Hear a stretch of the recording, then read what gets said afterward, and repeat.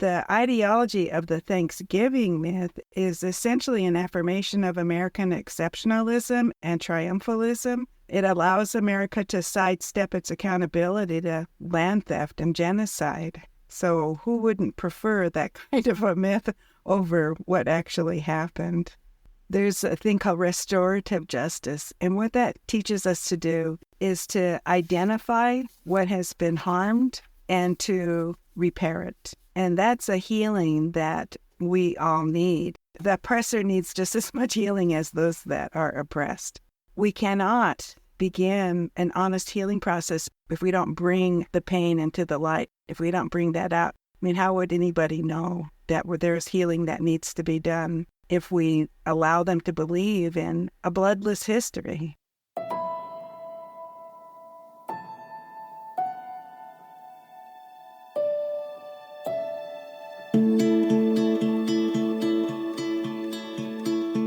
Welcome to the Earth Keepers podcast.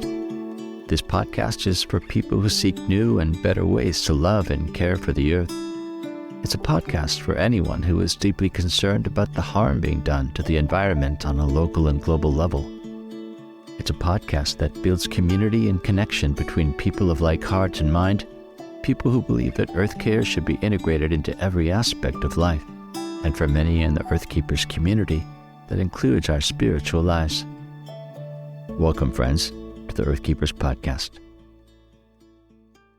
Every culture has core stories, mythologies that have everything to do with group identity.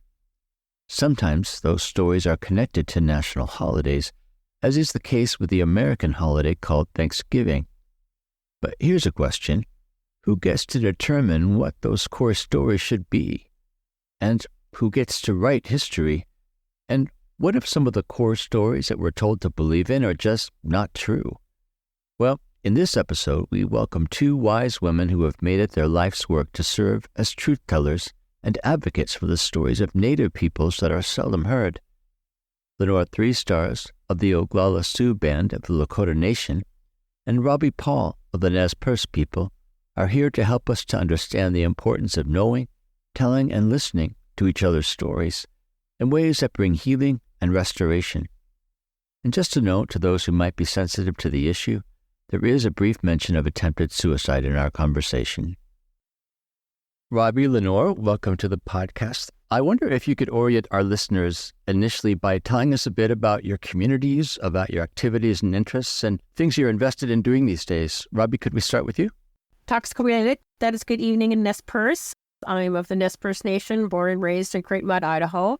I am retired from Washington State University. I was the founding director of Native American Health Sciences, and I do a lot of consulting work. Right now, currently working for Oregon Health Sciences University, trying to increase the number of natives into their nursing program. And I do a lot of public speaking on historical trauma and healing around the boarding school issues in trauma.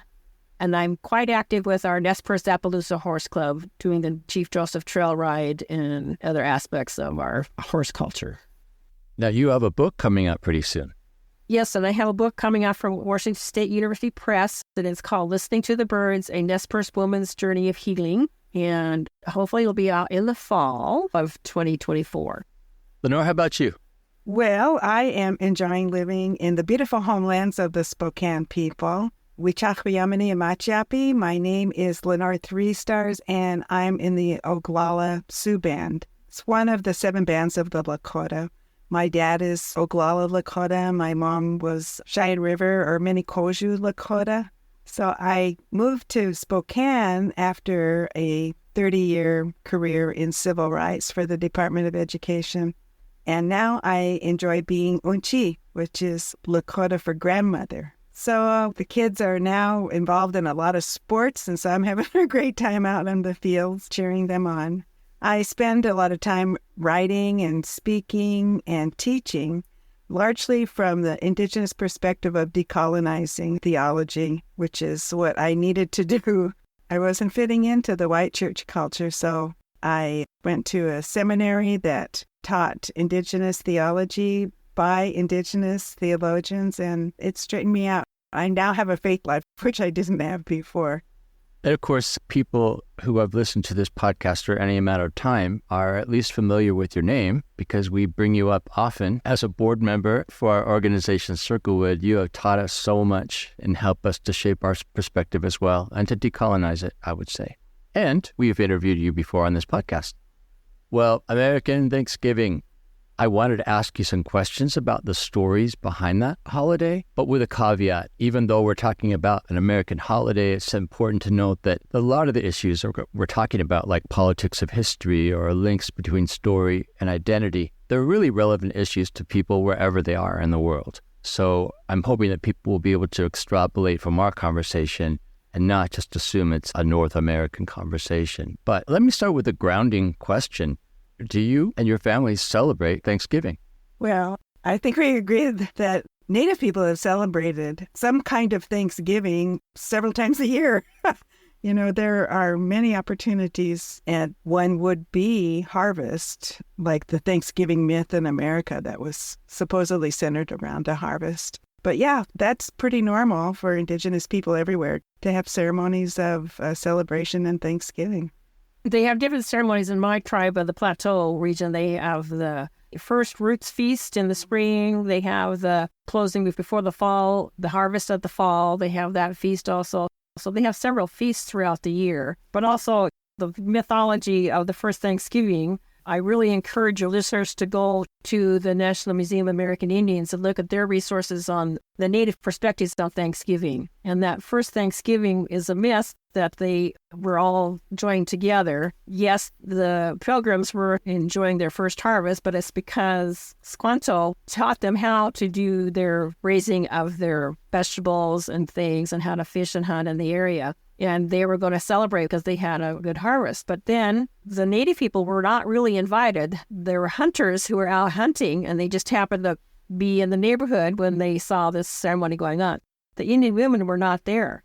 So it was not a joint event where they brought things. The Indian men had shot 6 deer, and so they shared that part of the meat, and so they decided to share what they had with them. So it wasn't just a joint effort. It was just that they happened to be there in the neighborhood. And then also later, one of the chiefs had made a treaty that they would help, but then those treaties were broken, and they started killing the people in the villages and wiping them out. Obviously, that's such a different story from what most American kids in the mainstream grow up learning. Everyone grows up learning of the story of the European pilgrims traveling to North America, being welcomed by the Indians who are already there, and then they learn to live in peace with each other and share this big meal. How do you think this came to be the dominant story that's the basis for the Thanksgiving American holiday? Who writes history? Who whitewashes it? They don't want to face the serious crimes that they did. But I do, if you have teachers listening, I really encourage you to go to the National Museum of American Indian because they do have curriculum for different age groups and different things for them to show, so reteach. I love it that you're being so practical right from the get-go. You're pointing people to a resource that they can go and learn from, and we'll definitely link to that resource in the show notes for the podcast. Most of our listeners to this podcast tend to be looking for ways to make change, to do things differently. So I appreciate that advice. I wonder if you could talk about this idea of whitewashing, as you put it, or some people will call it revisionist history. For whatever reason, there was a time when a story got created and then sort of superimposed on the holiday. I'm wondering if you could speak to the logic of that. Why does that happen? What's the importance of myth? And maybe what's this myth doing for mainstream culture?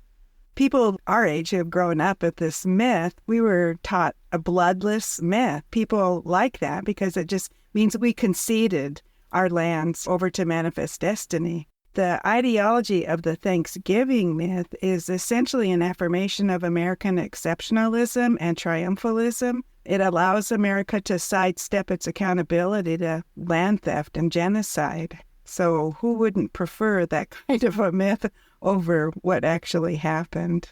Lincoln proclaimed that in 1863 when he was trying to preserve the Union. He was elected right before the Civil War. And so he was trying to preserve a union. And in his proclamation, he thanked God for enlarging the borders of the settlements and the mines and the iron and the coal and the precious metals and the increase of population which was not obviously speaking about indigenous people, and saying that these were the gracious gifts of the Most High God. So when you frame colonialism, expansionism in theological terms, then it's very palatable to people.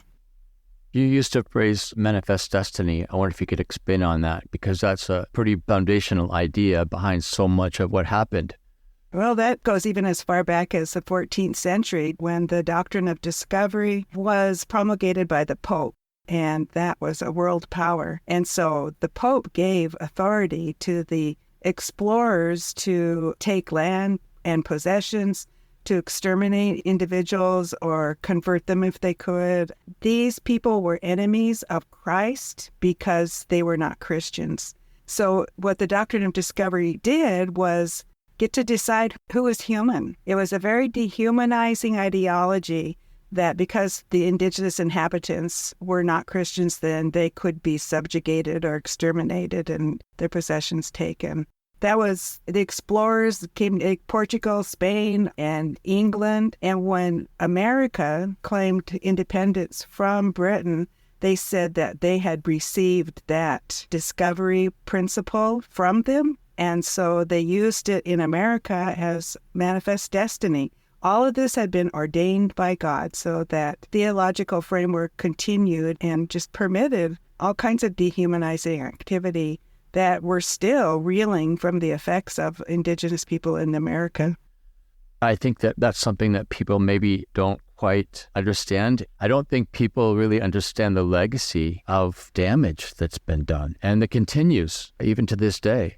Right, because the ideology of the doctrine of discovery was codified in the United States through the Supreme Court decision of Johnson versus McIntosh in 1823, which basically said that indigenous people in this country were only inhabitants. We were occupants. We had no right to title to property. So once you dissolve the right to property, then you can take everything, and then it led directly to ethnic cleansing when Andrew Jackson passed the Indian Removal Act of 1830. I wonder, when you think about the holiday as it's understood today of Thanksgiving, how could a truer story be told? Well, I have talked in high school classes, history classes, and when I've explained the doctrine of discovery, they've come up to me after class and said, how come I never was taught that? They were incensed that they had an inadequate education. And so I think we're doing kids a disservice when we tell them that, oh yeah, the Indians just gave the land over and everything was friendly. So that is not a good education. And how do they recognize colonial activities that are still taking place today? Can you imagine a way of practicing Thanksgiving by mainstream folks that could actually be something that undoes some of the damage, that actually provides an opportunity for truth speaking? I still encourage them to learn the real story of that first meeting, but also look at the tribes that are in your area where you live and see what they do. There's over 567 tribes throughout the United States. Therefore, there's 567 cultures. And so you need to look at the tribe that you're closest to and see what their practices are and get to know them. We're still here. We're doctors and lawyers, and we want the same thing for our kids that everybody else wants. And we live on this planet together. And there isn't any reason why we can't share. There's enough for everybody. There's so much about the experiences of indigenous folks throughout history that most people are unaware of. And there are some people, of course, who understand and believe that Native peoples were treated unjustly by European settlers and continue to be. But that might be the extent of their knowledge. I wonder if I could ask why you think it's important that people seek to understand more than that basic level of, yes, there's injustice, let's move on. Why is it important to look at the terrible things that happened? There's a thing called restorative justice. And what that teaches us to do is to identify what has been harmed and to repair it. And that's a healing that we all need. The oppressor needs just as much healing as those that are oppressed. We cannot begin an honest healing process if we don't bring the pain into the light, if we don't bring that out. I mean, how would anybody know that there's healing that needs to be done if we allow them to believe in a bloodless history? We have work to do. So For me, it's generational trauma, going back generations, those first wounds that occurred and understanding that in my own family history and understanding how that got passed on. So many of us don't know our story because it was squashed. I was raised in a time where we were told assimilate, assimilate, assimilate. You don't need to know your culture or your language or your traditions. And so I've been undoing those things of my family for about 32 years now. When my grandfather, who was a small boy, he was a survivor of the Nez Perce War of 1877. So he's already traumatized by witnessing war and his brothers and sisters and father dying in the war. And then he's sent to a boarding school. And his mother, my great-grandmother, has to send her only surviving child. She had to send him with love and give him something to help him fight this. She gave him a medicine bag to hang on to. He still speaks Nez Perce 8 years later, even though he's there at the boarding school for 8 years. For the many people, especially our global listeners, who may not understand what boarding schools are, what they represented, and the damage that was done, could you tell us briefly what the boarding schools were and what they were intended to do? Richard Pratt thought that he could do a mass assimilation, and so he started the first government boarding school in Carlisle, Pennsylvania. And that was the prototype for all the boarding schools and the residential schools. Kill the Indian, save the man. So he's taken the culture away from them and become assimilated into the white culture. I mean, they were really ripped from their families as young as 5. Try to teach them a skill and take them away from their ways of living with nature, living with the 4 seasons and not going against that, but learning how to do that. My father, though, still managed to do that. He still managed to be very close with nature. He could predict the weather by how the birds sang. But understanding, for me, was understanding that intergenerational trauma because it hurt. It really hurt. There was a particular documentary I was watching that just really affected me. It was called In the White Man's Image. It was about the documentary of how Carlisle Indian School was started. And while I was watching the documentary, I became upset to my stomach, and I literally had to run out of the building and go throw up on the Spokane River. And so that's PTSD, that's secondary PTSD, because I've seen what happened to my grandfather when he went to that school. They were stripped of their buckskin, given a lye bath, given a haircut, and given an English name. It was instant transformation. My grandfather arrives there as Kakune, Black Raven, and he's given the name Jesse Paul by General Pratt. And that's how we have the name Paul. So understanding how that was a trigger for me to understand what triggers those emotions. PTSD is one aspect of generational trauma. There is all kinds of things. Diabetes, alcoholism, sexism, all those things are affected from generational trauma. And so understanding those behaviors so you can undo those behaviors and understand that generational trauma. And learning your story is very important. Telling the truth is truth-telling before you can get to reconciliation or reparation. You got to truth tell, and you can't heal. You got to go through. It doesn't happen overnight. I've been working on my journey for 32 years, and I'm not all the way there, but I've done a pretty good leap, and I've helped my family go along. 32 years ago, we did not do any Native ceremonies, none. And just this past summer, we were able to have 15 in my family receive their Nez Perce names. So I've helped my family in those healing journeys. And the Nez Perce War is another one of the wounds that occurred in my family. That for me, it was on those anniversary dates of Nez Perce War, I was depressed. And I couldn't figure out why I was so depressed until I started putting my story together. My depression lined up with those battles that occurred in the Nez Perce War. Doing a genealogy and finding out what those stories are and understanding that in your life history so you can heal and stop it so you don't have to pass it on again. The epigenetics that Robbie is talking about, that blood memory, that affects Indigenous people, descendants of slaves, the interned Japanese families, the Holocaust victims. Yeah, so this is recognizable globally. For me, my beginning was to know my creation story of my Nez Perce people. And my father told me I needed to find that story. And then as soon as I learned to tell the story from the heart, that's when your head and heart comes together and that gives you your power. We all have a creation story, whether you're English, you're German, you're Japanese. But what is it? That is who you are. That is in your DNA. That's in your epigenetics. Yeah, that's a really good point, Robbie. I'd like to ask you, Lenore, about you and your family's experience of story and healing. But let's first take a quick break to hear from our executive producer, James Amadon. Hello, everyone. My name is James Amadon, and I'm the Executive Director of Circlewood, the organization behind the Earth Keepers podcast. I also help produce the podcast and am an occasional co-host with Forrest. I hope that you have found the podcast informative, inspiring, and helpful to you as you pursue your own journey of earthkeeping. We are getting close to releasing our 100th episode, and we're not only excited about this milestone, but we're eager to get to work on the next 100 as well. The podcast is offered to listeners freely, but there are significant costs to plan, record, produce, and release each episode. All this is made possible through the generosity of donors. And as we near the end of the year, I invite you to join this generous community through a year-end gift. A gift of any size can help us continue to grow and expand the podcast and reach new listeners. Giving is really easy. Just go to the Earth Keepers website, earthkeepers.online, and click on the donation link. Gifts are tax deductible and all your information will be kept private. Thank you for listening to Earth Keepers and for all you do to care for the earth.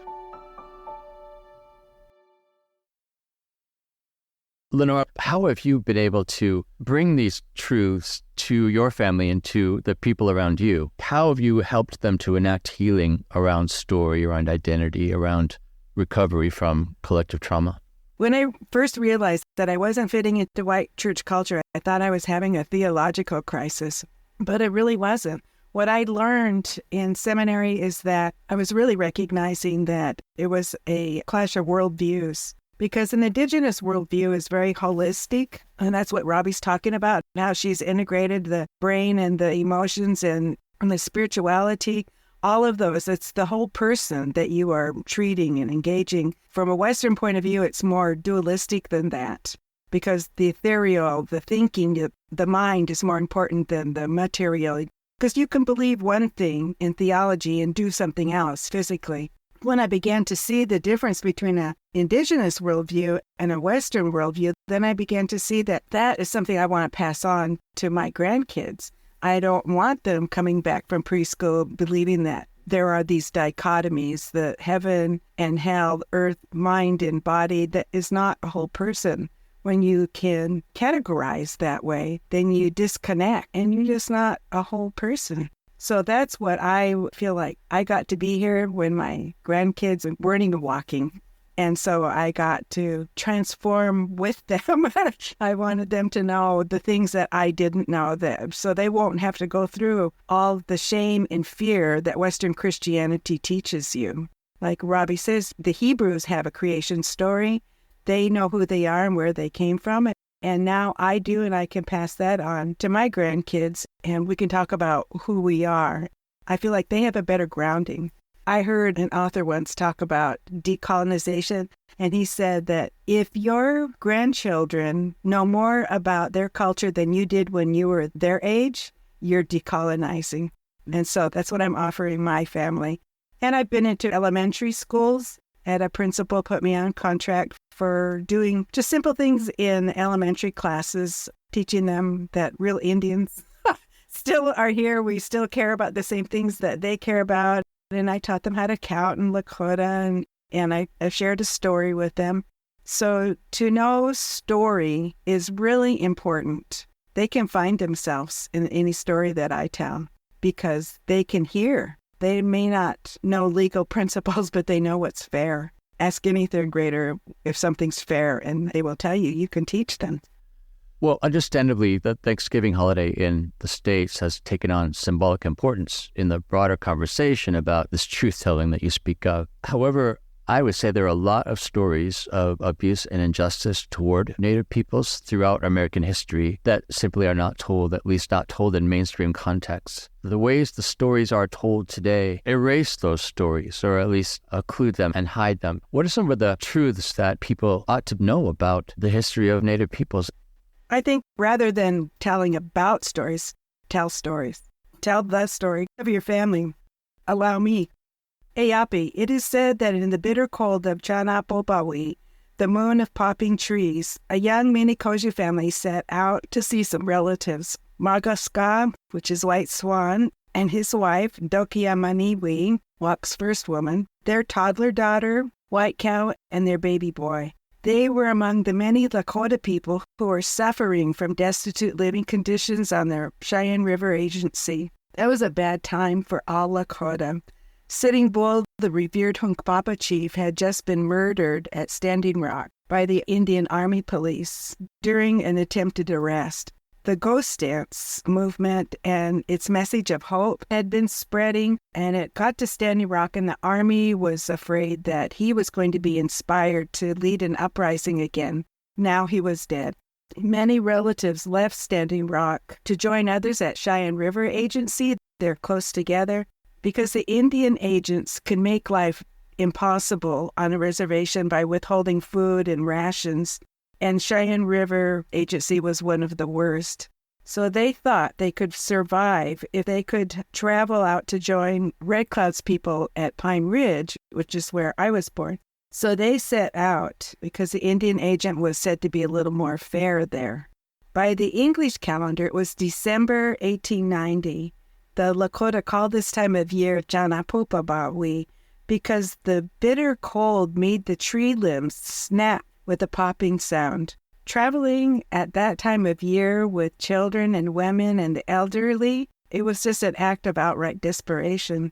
Along the way, about 500 soldiers from the 7th Cavalry, the same 7th Cavalry that had been defeated about 12 years earlier at Greasy Grass, Little Bighorn, they met them and they told them to camp along Wounded Knee Creek near Pine Ridge. In the middle of the night, the soldiers encircled the encampment with Hotchkiss guns. The reasons aren't clear. Some say that there was a deaf Lakota who didn't hear the order to put down the gun, and some say that the ghost dancers scared the soldiers. But whatever, a shot was fired, and it just became a nightmare of carnage and smoke. So this young family was caught up in that. White Swan was killed, along with the man who were meeting in center camp. Walk's first woman, she grabbed Little Cow's hand, and with the baby on her back, she ran through the smoke and grabbed the first horse she could find. And surprisingly, it was her own horse, the fast one that her uncle told her, be sure you take that horse if you're going. And she raced away on that horse with White Cow in front of her. She felt a thud on her back, but she didn't dare stop, because the soldiers were chasing anybody who was trying to escape. When she finally was able to stop, she was horrified to find that her baby had been shot on her back, and that is what saved her life.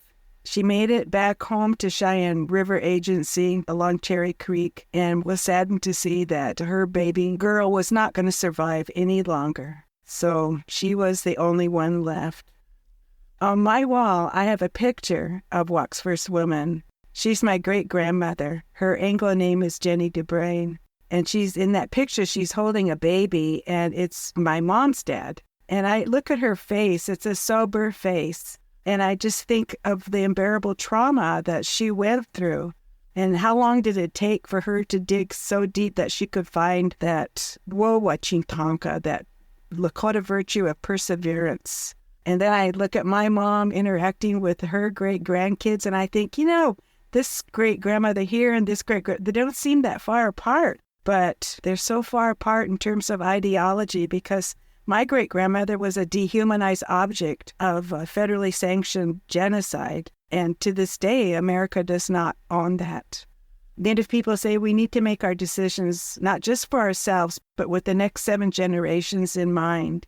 And I see when I look at my Trakoshes that Grandma Jenny did that, and that's why I'm even here able to bear witness to her story. So that's a strength I want to put into my grandkids. And you also, though, think it's important that not just your family hear and know that story, but that everyone should hear and know that story. Yeah, I just started telling it this last year. I mean, I've known it, but, like Robbie says, you heal more and more, just have to keep plugging away. I know there are people out there who have their stories that they want their families, the next 7 generations, to benefit from that strength. And I really believe that our ancestors are telling us it is time to heal, but you need to know our story so we can heal and help identify those wounds in each generation. Running my thesis for master's, I was struggling with having to put the story in APA format. I finally I said, I can't do this. And I went and sat in the middle of the floor and started crying. I can't do this to you, ancestors.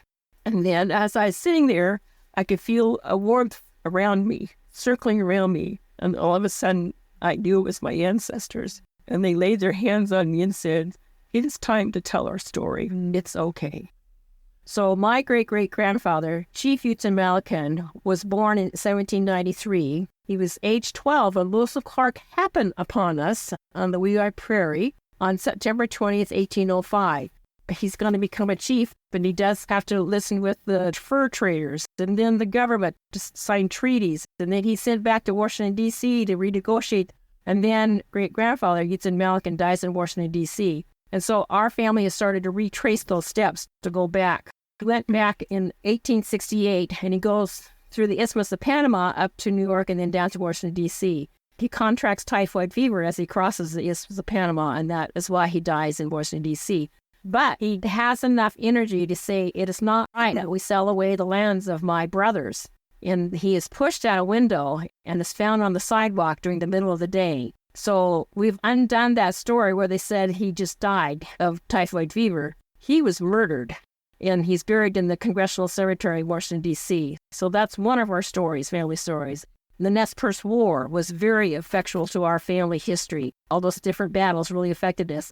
My grandfather, Jesse, had to witness the deaths of his brothers and sisters at the Battle of Big Hole, and his mother and his father. And then they continued through the battle, and then he witnesses his father dying on the trail, and he's buried at Fort Buford. And then he's sent into exile. So trauma after trauma after trauma, and then he's in exile in Tonkawa, Oklahoma, and then he's sent to boarding school. When he comes home, he becomes the progressive Indian because he's had that education. And he starts a ranch, and they have 11 children, but only 3 live to adulthood. He had a son that he'd sent to boarding school, and my grandfather was sick in the hospital, and he wanted to see that child because he thought he was dying. My father was already away at Shalaka in the boarding school, and he's too far away to come home. So the oldest son goes and gets Alex to come home. Alex gets there, but he's so sick that they put him in the hospital immediately. And while Alex is in the hospital, he dies. So he's lost a 6th child. And that night that I'm writing about that piece is the very anniversary date of that death. And I literally had to stop and scream, grandfather, because we know he goes on living. How did you go on living? In his lifetime, how much death had he seen? The death of his brothers and sisters and his father, now the death of his children and a wife and another child. He came to me in a dream that night. He says, I need to be there for the 3 remaining sons. And one of those sons was my father. And that's why I'm here to tell the story. My story began with me trying to take my life. 6 months after my ex-husband announces he no longer loves me and walks out the door. And I try to take my life. And on that night, when I'm taking the pills, a voice comes to me, go home to the reservation, to our ranch. And I know it was my grandfather who came to me and said, enough death. It is time to heal. And it's my grandfather who started me on this healing journey. So healing takes time, but you got to face the pain. You can't go around it. And each time I tell that story, I do heal at a different level. I don't think it's ever easy, but it does help. And helps others to have, you got to have empathy for the other. If you don't have empathy for the other, how are we going to, as a humanity, get along? We got to listen to our stories and help heal each other. Well, I want to thank you for sharing that story with me. It sounds, even with the pain you describe, there's a sense fundamentally that you're not alone in this, that somehow those generations share the pain together. Let me broaden this out a little bit. Obviously, our podcast has listeners from all over the world, so it might be easy for many to assume, again, that these are just North American struggles. But let me ask you, when it comes to Indigenous people in other parts of the world, what are some of the issues faced in common with North American Indigenous peoples? Apology goes a long way. The Maori people, they received an apology from the New Zealand government. The Aboriginals have received an apology. The Canadian also have, and they have a Truth and Reconciliation Commission. They have 81 points that they're still trying to work on, but they're getting there. Well, I think we tend to think that the doctrine of discovery is a historical phenomenon that we're trying to recover from. What happened in this country 150 years ago is happening right now around the world. The extraction industry is relying on laws based on the doctrine of discovery, like in this country happened because of the Supreme Court decision. So legally, the model of extraction industries, that is the economic engine that's driving globally. And so indigenous peoples, they're getting driven off of their land. The animals, they're losing legally. They're just becoming the trail of tears around globally, where indigenous people are being murdered and brutally extracted from their land. When you face issues like this, when you try to encourage truth-telling, when you look at the hard stories of past generations, on some level that's got to be personally costly. But I'm wondering, what makes it worth it for you? Where does the motivation come from, and where do you find your hope? Well, for me, it's my family, because they're learning their culture, learning to understand. And to me, this summer when we had our naming ceremony for 15 family members, I was a very proud auntie and mother and grandmother. So it just made my heart swell to learn their names and to reclaim that part of our tradition. So that gives me great hope that my family is trying to heal. That would not have happened 30 years ago.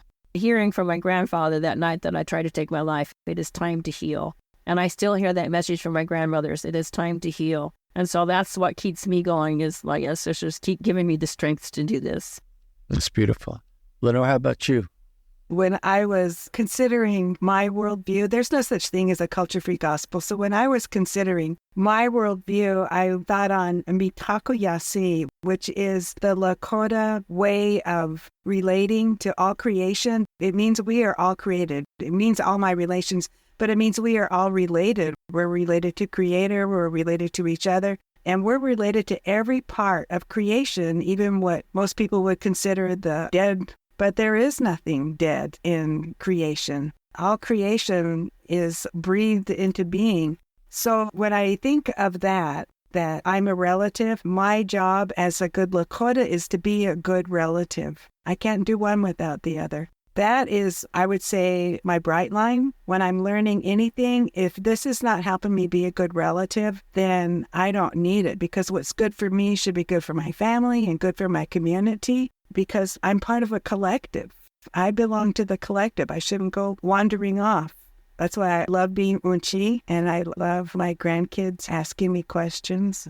That keeps me going. Hope is a living thing. According to scripture, hope is living. And when I first heard that, I thought, if hope was created and it's a living thing, then that's my relative.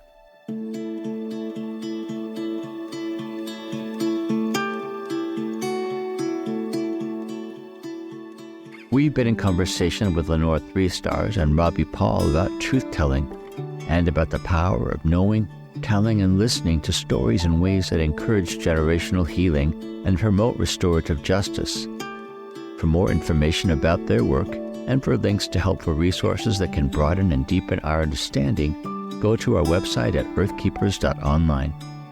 There you'll also find links to support for those who may be struggling with thoughts of suicide. I'm Forrest Inslee, your podcast host. Our executive producer is James Avedon, and our producer is Dave Olfers. Colleen Megerly is our editor and researcher.